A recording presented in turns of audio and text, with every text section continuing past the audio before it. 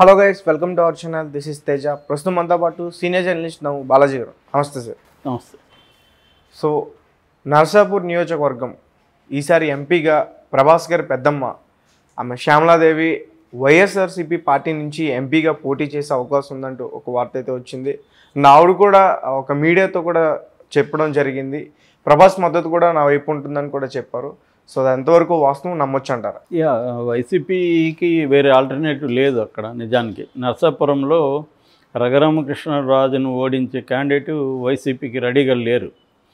So ఎందుకంటే ఈసారి వాళ్ళు ఎట్టి పరిస్థితుల్లో రఘురామకృష్ణరాజుని పార్లమెంటుకు పంపించకూడదు అనేది వైసీపీకి ఉండే లక్ష్యాలలో ఒకటి. ఎందుకంటే ఆయన గతంలో ఆయన్ని సీట్ ఇచ్చి ఎంత పొరపాటు చేశామని దాదాపు రోజు జగన్ చింతించే పరిస్థితి ఉంది.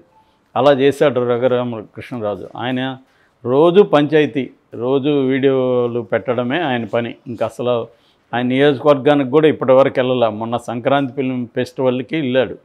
సో ఆయన ఏకైక కార్యక్రమం జగన్ని తిట్టడం తప్ప వేరే కార్యక్రమమే లేదు ఆయనకి. ఆ జగన్ని ఎన్ని రకాలుగా తిట్టచ్చు అనేది ఒక రకంగా ఎక్స్పెరిమెంట్స్ చేశాడని చెప్పొచ్చు ఆయన ఈ 4.5-5 ఏళ్లలో.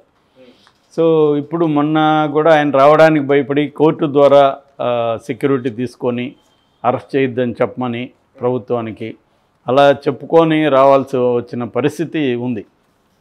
సో ఆ రకంగా ఆయన ఒక మీడియా ఇమేజ్ తప్ప ఆయనకి ప్రజల్లో ఎంత ఉందనేది కరెక్ట్గా చెప్పలేం. కానీ ఎందుకన్నా మంచిదని చాలా జాగ్రత్తలు తీసుకోవాలని జగన్ అనుకుంటున్నాడు. ఎందుకంటే ఇండిపెండెంట్గా ఆయన పోటీ చేస్తే ఖచ్చితంగా ఓడిపోతాడు. ఎవరు? రఘురామకృష్ణరాజు. కానీ తెలుగుదేశం నుంచి కానీ పోటీ చేస్తే తెలుగుదేశం శ్రేణులంతా బలంగా ఉంటుంది.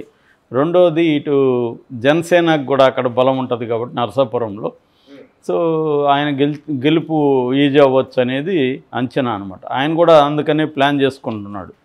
నిజానికి ఆయనకి ఇస్తారా లేదనేది ఇంకా కన్ఫర్మ్ కాలేదు. కానీ ఆయన పార్టీకి ఆయనే డిక్లేర్ చేసుకున్నారు, నేను తెలుగుదేశం నుంచి చేస్తానని. మొన్న కూడా ఆయన వచ్చినప్పుడు ఆయన్ని కలవడానికి వచ్చిన వాళ్ళు తెలుగుదేశం వాళ్ళు ఎక్కువ ఉన్నారు, ప్లస్ జనసేన వాళ్ళు ఎక్కువ ఉన్నారు అనమాట. ఇరువైపులా ఉన్నారు. కాబట్టి ఆయన ధీమాగా ఉన్నాడు, నాకు తెలుగుదేశం నుంచి టికెట్ వస్తుంది, నాకు జనసేన నుంచి మద్దతు ఉంటుంది అనేది. ఒకవేళ అట్లా తెలుగుదేశం నుంచి ఇవ్వడం కుదరకపోతే ఆ స్థానాన్ని జనసేనకు కేటాయించి జనసేన నుంచి ఈయన్ని రికమెండ్ చేసే పరిస్థితి ఉంది. అంటే చాలా చోట్ల చంద్రబాబే సూచిస్తున్నాడు ఎవరికి, పవన్ కళ్యాణ్కి, ఇక్కడ ఈ క్యాండిడేట్లు నిలబెట్టండి, ఇక్కడ తను నిలబెట్టండి అని. సో అది పవన్ కళ్యాణ్ కూడా ఆమోదించాల్సిన పరిస్థితి. ఎందుకంటే ఆయనకి అంతకంటే బలమైన క్యాండిడేట్ లేవు. చంద్రబాబుని సజెస్ట్ చేసిన వాళ్ళు చెప్తే వాళ్ళని గెలిపించే బాధ్యత కూడా చంద్రబాబు తీసుకుంటాడు. కాబట్టి గతంలో అదే నియోజకవర్గం నుంచి నాగబాబు గారు పోటీ చేసినట్టున్నారు, పోటీ చేసి ఓడిపోయారు. అంటే యాక్చువల్గా ఏంటంటే ఇది ఒక రకంగా క్షత్రియ కమ్యూనిటీ కంచుకోట అని చెప్పచ్చు. 2009 నుంచి కూడా క్షత్రియ సామాజిక వర్గం వాళ్ళే గెలుస్తున్నారు. అంతకుముందు 1999లో కృష్ణరాజు గారు ఇక్కడ నుంచే బీజేపీ తరఫున గెలిచారు. అయితే 2004లో హరిరామ జోగయ్య ఉన్నాడు కదా, చేగొండి హరిరామ జోగయ్య కాంగ్రెస్ నుంచి గెలిచాడు. అంతకుముందు 96లో కొత్తపల్లి సుబ్బరాయుడు ఆయన ఎంపీగా తెలుగుదేశం నుంచి గెలిచాడు. ఆ తర్వాత తెలుగుదేశం నుంచి ఇప్పటి వరకు అక్కడ ఎవరు గెలవలేదు 96 నుంచి. సో అందుకని కూడా తెలుగుదేశం ఈసారి ఎట్టి పరిస్థితుల్లో నర్సాపురం నియోజకవర్గాన్ని తమ హస్తగతం చేసుకోవాలని తెలుగుదేశం గట్టిగా ఉంది. తెలుగుదేశానికి కూడా అక్కడ రఘురామకృష్ణరాజు కాకుండా ఇంకెవరు స్ట్రాంగ్గా క్యాండిడేట్ లేరు. అందుకని రఘురామకృష్ణరాజు కూడా ధీమాగా ఉన్నాడు, నాకు పెద్ద పేరుంది జనంలో, అది ఇదని అనుకుంటున్నాడు. అందుకని వైసీపీ కూడా ఏంటంటే ఈసారి ఎట్టి పరిస్థితుల్లో కూడా రఘురామకృష్ణరాజుని పార్లమెంట్కి పంపించకూడదు, పంపితే మళ్ళీ అతను తలనొప్పై కూర్చుంటాడు. అందుకని ఇప్పుడన్నా ఆయన మీద వెయిట్ వేయండి, ఆయన మా పార్టీలో ఉన్నాడు, మా పార్టీకి రెబల్గా ఉన్నాడు అని కనీసం స్పీకర్కి వీళ్ళు కంప్లైంట్ చేశారు. ఇప్పుడైతే అది కూడా ఇంక చేయరు. ఎందుకంటే తెలుగుదేశం నుంచి గెలిచాడు అనుకో వీళ్ళ వైపు ఏకమైకే కూర్చుంటాడు అన్న భయం అయితే ఉంది వైసీపీలో. ఎందుకంటే ఈ స్థాయిలో వైసీపీని అటాక్ చేసిన ఇంకొక వ్యక్తి లేరు, తెలుగుదేశంలో కూడా లేరు. ఈయన ఏంటంటే రోజు అదే పని, మీడియా కూడా, తెలుగుదేశం మీడియా కూడా ఆయనకి బ్రహ్మాండమైన ఫోకస్ చేసింది ఆయన. సో ఈ కాంటెక్స్ట్లో వాళ్ళు ఏం ఆలోచిస్తున్నారంటే, క్షత్రియ కమ్యూనిటీ 2009 నుంచి వస్తున్నారు కాబట్టి అక్కడ ఎవరు బలంగా ఉంటారు అనుకున్నప్పుడు వైసీపీ దృష్టిలో శ్యామలాదేవి కనిపించింది. శ్యామలాదేవి మనకు తెలుసు, ఆమె కృష్ణరాజు గారి సెకండ్ వైఫ్. ఆమెకి కృష్ణరాజుకి దాదాపు 27 ఏళ్ల వయసు తేడా ఉంది. అయినప్పటికి కూడా ఆమె తనకి 3 కూతుర్లు అయితే 4వ బిడ్డ లాగా చూసుకునింది. అది కృష్ణరాజు కూడా అనేకసార్లు చెప్పాడు. ఆమె కూడా నాకు 3 పిల్లల కృష్ణరాజు అన్నప్పుడు మీరు ఎవరికి ఇంపార్టెన్స్ ఇస్తారంటే కూడా కృష్ణరాజుకే అని చెప్పింది ఆమె. సో అలాగా ఆమె అతన్ని చూసుకునిందని చెప్తారు. ఆయన కూడా ఎక్కడికి పోయినా, షూటింగ్లకి పోయినా, ఎక్కడికి పోయినా ఆమెను వెంట పెట్టుకుని వెళ్ళేవాడు. ఆమె కూడా చక్కగా చదువుకున్నామే, చక్కగా మాట్లాడగలుగుతుంది, నాలెడ్జ్ ఉంది. సో ఆమె యాక్టివ్గా కూడా ఉంది. అరౌండ్ 50+ ఆమెకి పెద్ద ఏజ్ కూడా ఏం కాలేదు. కాబట్టి రెండోది ప్రభాస్కి ఆమె అంటే చాలా చాలా ఇష్టము. కన్నమ్మ అని పిలుస్తుంటాడు ఆమెను. కాబట్టి ఆమెగా నిలబడితే ప్రభాసే దాని బాధ్యత తీసుకుంటాడు, గెలిపించే బాధ్యత అనేది కూడా వైసీపీకి ఉన్న అభిప్రాయం అనమాట. అట్లాగా ఆ ఏరియాలో ప్రభాస్ ఫ్యాన్స్ కూడా విపరీతంగా ఉన్నారు, ముఖ్యంగా యూత్. వాళ్ళందరూ కూడా ఆమెను గెలిపించుకునే ఒక బాధ్యత తీసుకుంటారు అనేది వాళ్ళ ప్లాను. అందుకనే ఒక ప్రత్యేక దూతను ఆమె దగ్గర పంపించారని చెప్తున్నారు. ఆమెకి ఇప్పుడు ఏంటంటే, కృష్ణరాజు చనిపోయిన తర్వాత ఆమె జీవితం ఒక శూన్యం అన్న ఫీలింగ్ వచ్చింది. ఎందుకంటే 3 అమ్మాయిలు కూడా లైఫ్లో సెటిల్ అయిపోయారు. సో కాబట్టి తను కూడా రాజకీయాల్లో ఉంటే కృష్ణరాజు ఆశయాన్ని కూడా కొనసాగించవచ్చు. ఆయనకి రాజకీయాలు అంటే చాలా ఇష్టం ఉండేది. ఆ తర్వాత కూడా ప్రజారాజ్యంలో చేరాడు, కానీ మళ్ళీ గెలవలేకపోయాడు ఆయన. సో అందుకని ఆమె మొన్న మొగల్తూరులో ఈ మంత్ 20న కృష్ణరాజు జయంతి పురస్కరించుకొని అక్కడ ఒక మెడికల్ క్యాంప్ చేశారు.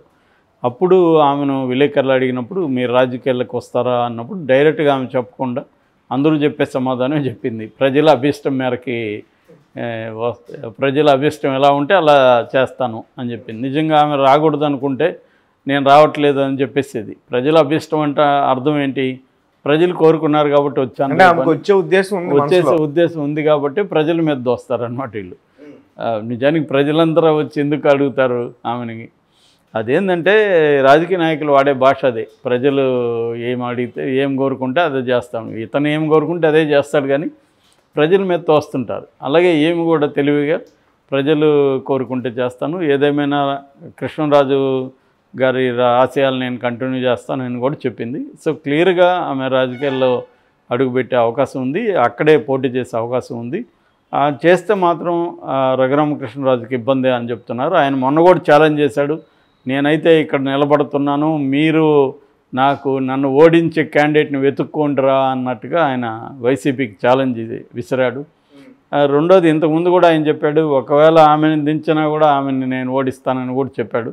ఏదేమైనా రఘురామకృష్ణరాజు కూడా కొంత సెన్సిటివ్ ఇష్యూ అవుతుంది. ఎందుకంటే ఈమెని అతను తనదైన పద్ధతిలో బూతులు తిట్టి అలా మాట్లాడలేడు కదా. ఎందుకంటే ఆమెకి పక్కన ప్రభాస్ ఉంటాడు, ప్రభాస్కి స్ట్రాంగ్ ఫ్యాన్ బేస్ ఉంటుంది. వాళ్ళందరూ మళ్ళీ అక్కడ ఆల్రెడీ వైసీపీ యాంటీగా ఉంటుంది ఈయనకి. అక్కడ ఏమన్నా తేడా వస్తే ఆయన్ని ఊర్లు కూడా తిరగనీరు. అక్కడ ఆయన పెద్ద ఎత్తున సెక్యూరిటీ పెట్టుకొని తిరగాల్సింది, ప్రజల్లోకి కూడా రానివ్వరు. అందుకని ఆయనకు కూడా గట్టిగా మాట్లాడే ఒక పరిస్థితి ఉండదన్నమాట. సో ఇదంతా దృష్టిలో పెట్టుకున్నప్పుడు జగన్ వేసిన ప్లాన్ అయితే చాలా ఖతర్నాక్ ప్లాన్ అని చెప్తున్నారు ఆయన్ని ఓడించడానికి. ఈమె కంటే సరైన క్యాండిడేట్ అక్కడ లేదు. ఖచ్చితంగా ఈమెకు ఒక సింపతి ఉంటుంది, కృష్ణరాజు చనిపోయిన ఆ సింపతి ఉంటుంది. ఇటు ప్రభాస్ ఇది ఉంటుంది, ప్రభాస్కి కూడా ఒక ఛాలెంజ్ అవుతుంది. ప్రభాస్ కూడా ఆ మధ్య అన్ని రకాలుగా కలిసి కమ్యూనిటీ ఉంది, క్షత్రియ కమ్యూనిటీ ఉంది.